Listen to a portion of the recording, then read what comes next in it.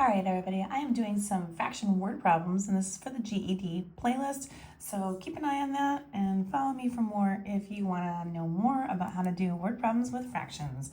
So you have a city that's considering raising the taxes to build a football stadium. A survey registered voters yielded the following results. So you can see against the tax hike, you can see the answer and what they have. There were 7/16 of the people surveyed that were going against it. For the tax hike, we had 3/16, and then the undecided was a 3/8. So that would total up to be 100% of the people that were surveyed. And it says that if 400 people were surveyed, how many support the tax hike? So those are for the tax hike was 3/16, and then you have our four choices here. So we're going to take a look at what is going on here. So we have 400 people surveyed. We have 3/16 that wanted it to happen. So what we're going to do is, since we have a whole number and we're multiplying by a fraction, I'm just going to keep consistency by putting the 400 over 1. Now that just keeps it a fraction. However, it's not changing it. Anytime you put a number over 1, it keeps that number the same, so it's still 400. I'm just keeping it consistent by fraction times fraction. Now, what you should do is take a look at the diagonals, because you're not going to want to have to simplify a big number, especially if you can't use a calculator with this. So I'm going to see, obviously 3 can't go into 1. There's no simplification right here diagonally, but diagonally this way we can see if there's anything that we can simplify and make this a little bit easier. So 16, can it go into 400? The answer is yeah, it actually does go into it. Now, no matter what you do, you're going to have pretty decent sized numbers here. So if you're feeling comfortable with this, great. Otherwise, you could just do this across and say 400 times 3, and then 1 times 16, and then simplify it at the end. So this is going to be once. 16 does go into 400 a total of 25 times.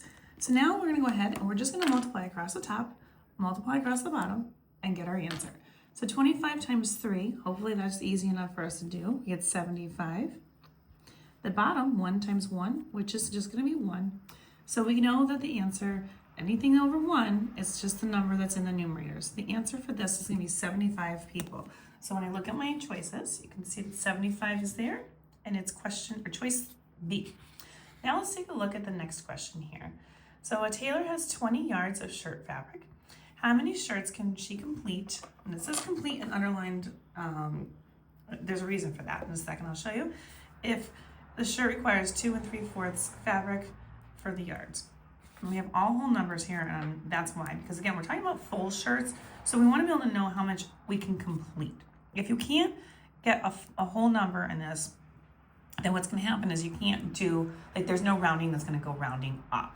So you'll see that in a minute. So we have 20 yards. So we'll start with the 20 yards. Again, nice whole number. Now, because we're cutting that into smaller portions, we're going to divide it. And then we have 2 3/4 of a yard for each one. Now, we do need to make that mixed number 8. We're going to do an improper fraction in a second. So we're going to keep this 20. We're going to change this to multiplication, but I have to address this part here. So we're going to take a look at 2 3/4. So 2 3/4, when I do the improper fraction, it's 4 times 2, so it's the whole number times the denominator. So that's going to be 8 plus 3, which is going to give me, this right here is going to give me 11 when I add that. So 8. This is 4 times 2, which is 8, plus 3 is 11. We are talking about fourths.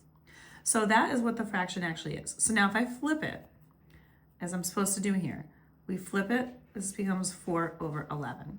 So now what I do is I'm going to put this over 1, keep it consistent.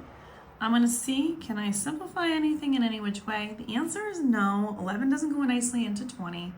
Can't do anything with the 4. So I'm just going to have to multiply this way and go for the best. So 20 times 4. So if you think about money, $20 bills, if I have 4 of them, you'd have a total of 80. Over down the bottom, 1 times 11 is just going to be 11. And then you're going to see how many times can 11 go into 80. So if I went 8 times, unfortunately, that's too much, right? Because 10 times 8 would be 80. So this is just a little bit too much. So we can only go in 7 times without going over. And if I do that, that's going to be 11 times 7 is 77. Oops, it would help if you could see it. So that's going to be 77 with 3 left over. All right, so now here's my answer, which is not nice, but it's asking me how many complete ones. I don't have enough because 3 11ths is not enough to make a full shirt. So that means I have to round down because that's as much as I can do fully. So I've got 7 shirts that I can possibly do. And so when I look at my choices here, you can see B is the correct answer. And if you want more questions like these, find them on my YouTube, Instagram, and TikTok at Go on Algebra. All these are going to be located in the GED playlist. Don't forget, like, share, follow me for more, and save these for later.